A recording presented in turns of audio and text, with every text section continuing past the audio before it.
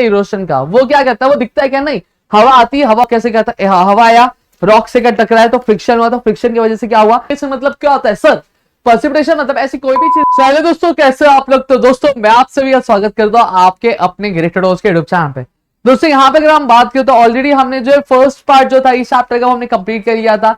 इस पार्ट में हम जो है बेसिकली आपके work of glaciers and landforms के हम स्टार्ट करने वाले हैं, ठीक है। जो ग्लेशियर्स किस तरह जो ग्लेशियर्स होते हैं या फिर जो आपके ग्लेशियर्स एक्चुअली आपके इरोशन का जो काम है किस तरह से करते हैं, डिपोजिशन का काम किस तरह से करते हैं, उसके बारे में हम चीजों का जानकारी पाएंगे। अब यहां पे अगर हम बात करें ऑलरेडी हमने ये चीज समझी है कि ऐसा कहीं भी रीजन जहां पे टेम्परेचर जो होता है वो फ्रीजिंग पॉइंट से क्या होता है, नीचे होता है, यानी 0 डिग्री सेल्सियस से नीचे होता है, मतलब माइनस में होता है, वहां पे जो बारिश होती है यानी पर्सिपिटेशन वाला प्रोसेस। पर्सिपिटेशन मतलब क्या होता है सर, पर्सिपिटेशन मतलब ऐसी कोई भी चीज जो ऊपर से नीचे आती है उसको हम लोग पर्सिपिटेट होना बोलते हैं, जैसे बारिश। तो वो किस में होता है, वो आपके स्नोफॉल के रीजन में होता है, सही बात है, वहां पे आपको बारिश नहीं देखने मिलेगी, आपको स्नोफॉल गिरता मिलेगा, सही बात है। अब जो लेयर्स होते हैं स्नो के वो क्या होते हैं, धीरे धीरे धीरे अब एक स्नो गिरा, फिर दूसरा गिरा, फिर तीसरा गिरा, फिर चौथा गिरा, तो ऐसे करके क्या वो एक्यूमुलेट होना मतलब क्या होता है, वो जमा होते जाते हैं, ठीक है। अब जब एक चीज के ऊपर दूसरी चीज के ऊपर तीसरी के ऊपर चौथी के ऊपर, तो चीज क्या हो जाएगी, भारी होगी कि हल्की, बड़ी ऑब्वियस सी बातें हो जाएगी, क्या हो जाएगी, वो वजन हो जाएगी। अब जब वजन हो जाएगी तो अब ये जो स्नो होंगे वो क्या होंगे, स्लोप पे वो, अब जैसे फॉर एग्जांपल ये है, तो उसके बाद एक और लेयर रख देता हूं, एक और लेयर रख दे, एक और, अब ये स्लोप है तो स्लोप पे वजन होगा तो वो क्या होगा, चीजें धीरे धीरे नीचे आने लगेगी, नहीं आने लगेगी, हाँ भैया आने लगेगी। और फिर उसके बाद ये जो बेस होता है, मतलब अब ये चीज क्या होती है, अभी जैसे फॉर एग्जांपल बर्फ है, बर्फ को जो नीचे वाला लेयर रहता है जब वो क्या होता है, वो फ्रिक्शन होता है, मतलब क्या होता है आपके दूसरे मटेरियल से क्या होता है आपके अट्रैक्ट में आता है और वो ऐसे ऐसे क्या स्लोप होता रहता है, तो नीचे वाला जो पार्ट होता है वो मेल्ट होने लगता है। और जब वो मेल्ट होने लगता है तो वहां पे वो किस में कन्वर्ट होने लगता है, वो आपके पानी में कन्वर्ट होने लगता है। किसकी वजह से मेल्ट होता है, आपके फ्रिक्शन और प्रेशर की वजह से क्या होता है, मेल्ट होता है, ठीक है। और इस तरह से जो ग्लेशियर होता है वो अपना जो काम है आपके इरोशन का वो क्या करता है, ट्रांसपोर्टेशन का क्या करता है। अब जब वो चीज मेल्ट होती है, पानी जो होता है, स्नो जो होता है वो लिक्विड फॉर्म में हो जाता है, फिर वो अपने जो रिवर बैंक्स होते हैं या फिर जो उसके साइड बाय साइड जो चीजें रहती है उनको क्या अपने साथ क्या बहा के लेके जाता है। अब इरोशन वर्क बाय ग्लेशियर, अब माना कि वो जो स्नो स्लोप होता है उसकी जो स्पीड होती है यानी जो वेलोसिटी होती है वो क्या होती है, वो कम होती है, लेकिन जो मास होता है आइस का वो ज्यादा रहता है। इस वजह से जो ग्लेशियर होता है, मैंने ऑलरेडी बताया, उसके जो बैंक्स मतलब क्या होता है, जो किनारा होता है, और जो बेड मतलब क्या हो गया, नीचे वाला जो लेयर होता है जमीन का उसको क्या करता है, इरोड करता है, और उसके वजह से लैंडफॉर्म जैसे सिर्क किसको बोलते हैं, आपने देखा होगा कि ये पहाड़ है, पहाड़ में अंदर का हिस्सा दिखता है लेकिन कुछ हिस्सा जो निकला रहता है, तो ये जो पार्ट होता है सिर्क्स होता है। आपने हॉर्न देखा होगा, हॉर्न मतलब क्या होता है, आपका जो टिप होता है वो टिप आपकी टिप की तरह नहीं होता, वो आपका थोड़ा सा कोनिकल भी नहीं है एक्चुअली, थोड़ा सा आपका एज जो रहता है वो आपका मुड़ा हुआ रहता है, तो उसको क्या बोलते हैं हम लोग, हॉर्न बोलते हैं। तो ये सारी चीजों की वजह से क्या होता है, वो फॉर्म होता है।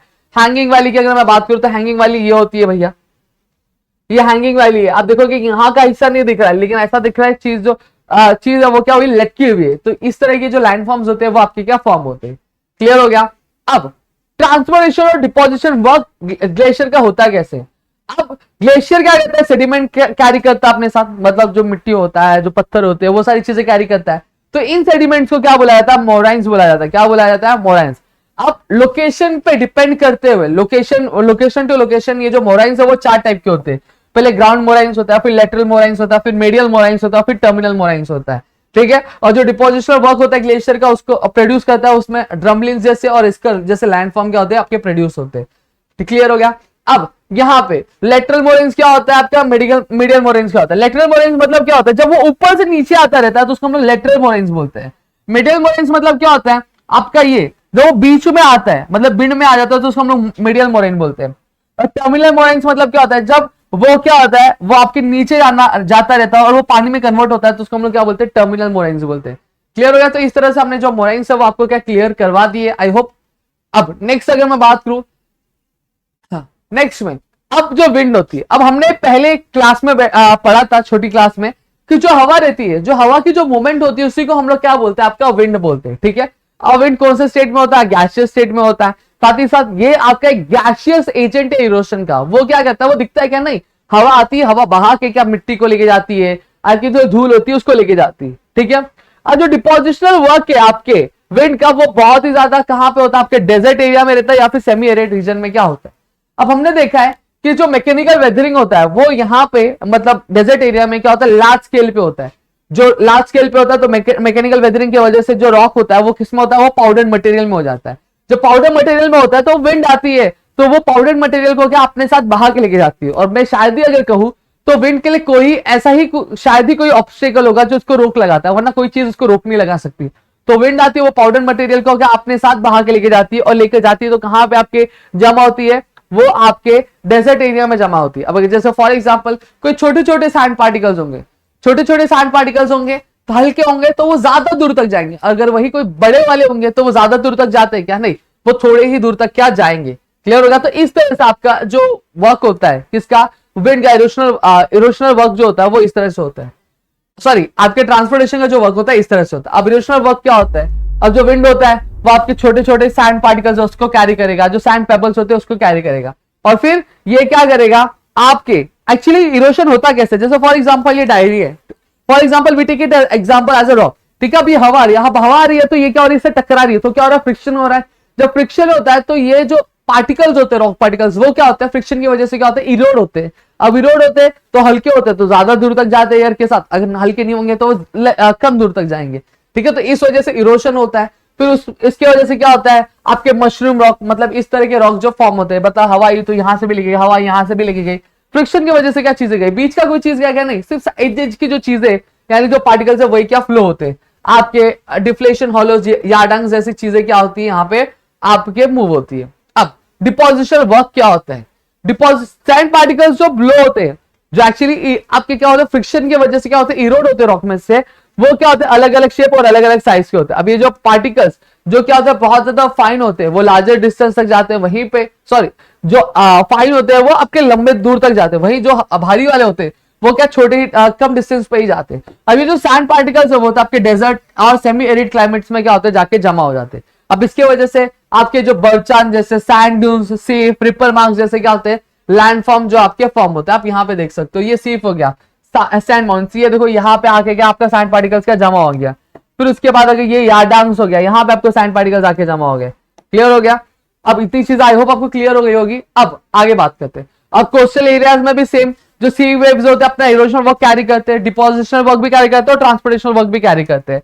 अब जो विंड्स होते हैं, टाइड्स होते हैं, वो क्या होते हैं, सी वाटर से क्या गुजरते हैं, इसकी वजह से जो सी वाटर और एक्चुअली जो वेव्स होते हैं, आपकी जो विंड्स होते हैं और आपके जो वेव्स होते हैं वो दोनों क्या इक्वली क्या काम करते हैं। अब जब दोनों ही क्या कहते हैं किसी रॉक को हिट करते हैं तो वहां पे फ्रिक्शन की वजह से वो जो रॉक होता है वो क्या होता है, इरोड होता है, और इसकी वजह से आपका क्या होता है, आपके अलग अलग जो लैंडफॉर्म्स होते हैं वो आपके क्या बनते हैं। जैसे फॉर एग्जांपल पहले इरोशन समझ लेंगे, जब ये जो वेव्स होते हैं वो क्या करते हैं, कोस्ट को तोड़ते हुए आगे बढ़ते हैं तो अपने साथ क्या लेकर आते हैं, पानी लेकर आते हैं। जब पानी लेकर आते हैं तो अपने साथ स्टोन्स लेकर आते हैं, पेबल्स, सैंड पार्टिकल, सारी चीजें लेकर आते हैं, और ये जो काम है वो उनका चलता रहता है। इसके वजह से क्या होता है, आपका जो कोस्ट होता है वो इरोड होता है। जैसे किनारा है, पानी आया तो पानी आया तो कुछ चीजें बाहर छोड़ के भी जाता है और कुछ चीजें बाहर से अंदर लेके भी जाता है। जब कुछ चीजें अंदर लेके जाता है तो उसी को चीज को हम लोग क्या बोलते हैं, आपका इरोशन बोलते हैं। जैसे केमिकल, अब जैसे केमिकल हो गया, हाइड्रोलिक एक्शन हो गया सी वेव्स का, उसके वजह से भी इरोशन क्या होता है, अकर होता है। लैंडफॉर्म जैसे वेव कट प्लेटफॉर्म, सी केव, सी आर्क क्लिफ्स, ये सारी चीजें क्या होती है, आपकी फॉर्म होती है। और डिपोजिशनल वर्क अगर सी वेव्स की अगर मैं बात करूं तो मैंने कहा कि जब नदी आती है यानी वेव्स आती है तो वेव्स क्या करते हैं, अपने साथ चीजों को बाहर भी लेके आते हैं। अब जब बाहर लेके आते हैं तो कई बार क्या होता है, जो सैंड्स होते हैं, जो पार्टिकल्स होते हैं, जो पेबल्स होते हैं, जो शेल्स होते हैं, वो सारी चीजें क्या कोस्ट पे क्या जमा हो जाती है, और उसके वजह से क्या होता है, आपके बीचेस फॉर्म होते हैं, आपके सैंड बार्स होते हैं, लगून्स होते हैं, डेल्टाज होते हैं, ये सारी चीजें क्या होती है, आपके फॉर्म होती है। ठीक है। अब आगे अगर हम बात करें हमारा last but not the least यहाँ पे, अब जो रेन वाटर होता है वो क्या होता है, स्वीप करता है equal areas of equal interval of time में। ठीक है, यहाँ पे बात करेंगे। हाँ, अब ये जो वाटर होता है वो नॉन पोरस जो लेयर होता है रॉक का, उसमें क्या जमा हो जाता है, नॉन पोरस मतलब नीचे वाले एरिया में क्या जमा हो जाता है। अब ये जो पानी जो नीचे वाले लेयर में जमा होता है उसको हम लोग क्या ग्राउंड वाटर बोलते हैं। अब जब ग्राउंड वाटर नीचे जाता है तो अंदर के जो मिनरल्स होते हैं वो क्या होते हैं, वाटर के साथ डिजोल्व हो जाते हैं, और वाटर के साथ डिजोल्व हो जाते हैं। फिर उसके बाद इस वजह से अपना वाटर एक जो होता है ग्राउंड वाटर आपका इरोशनल वो कैरी करता है। फिर उसके बाद जब ग्राउंड वाटर क्या इवापरेट होता है, क्या होता है, इवापरेट होता है, तो सोल्यूबल जो वॉल्यूम होता है सोल्यूबल मिनरल का वो क्या होता है, ज्यादा हो जाता है। उसकी वजह से आपके जो सोल्यूबिलिटी होती है पानी की उससे ज्यादा क्या हो जाता है, वो बड़ा हो जाता है। तो इसकी वजह से क्या होता है, आपके जो केव्स हो गए, स्टैलेसाइट्स हो गए, स्टैलेग्नाइट्स हो गए, सिंक होल्स हो गए, ये सारी चीजें क्या होती है, आपकी फॉर्म होती है। ठीक है, तो इस तरह से जो ग्राउंड वाटर होता है अपना इरोशन और ट्रांसपोर्टेशन और डिपोजिशन वर्क जो होता है वो अपना कैरी करता है। यहाँ पे आपकी चीजें समझ में आ गई होगी, मैं एक बार और बता देता हूँ। जो एयर होता है अपना डिपोजिशन वर्क कैसे करता है, हवा आया रॉक से टकराया तो फ्रिक्शन हुआ, तो फ्रिक्शन की वजह से क्या हुआ, आपकी जो कुछ चीजें यानी जो कुछ सैंड पार्टिकल्स वो हो गए लिफ्ट हो गए। अब जो हल्के होंगे वो ज्यादा दूर तक जाएंगे, जो भारी होंगे आपके कम दूर तक जाएंगे। अब ज्यादा दूर तक वो डेजर्ट और सेमी एरिया में क्या होता है डिपॉजिट हो जाते हैं। और वही वेव्स की अगर बात करूँ वाटर एयर की, तो एयर और जो वेव्स होते हैं वो एक साथ जाते हैं। जब वो हिट करते हैं किसी भी रॉक को तो वहां पे क्या होता है इरोशन होता है।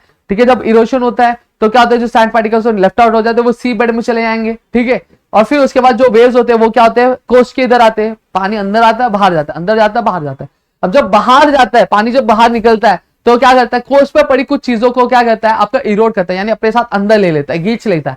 तो वो आपका इरोशन होता है कोस्ट पे। वहीं पे डिपोजिशन वर्क भी कैसे करता है, जब वो बाहर आता है तो कुछ चीजें छोड़ के भी जाता है, तो वहां पे पार्टिकल्स क्या होते हैं जमा होते हैं, सैंड जमा होते हैं, तो वहां पे बीचेस के आपके फॉर्म होते हैं। क्लियर हो गया, ये प्रोसेस एक दिन दो दिन में होने वाला प्रोसेस नहीं, इसको टाइम लगता है अच्छा खासा।